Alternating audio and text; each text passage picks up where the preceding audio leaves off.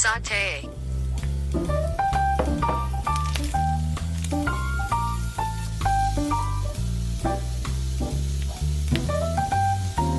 I sautéed the onions and garlics until they were golden brown.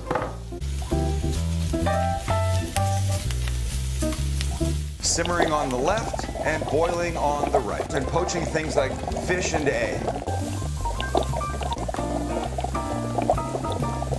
Simmer the stew for an hour.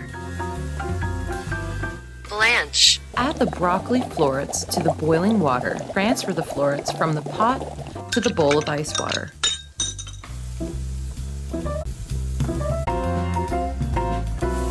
You have to blanch the bean before adding them to stir fry.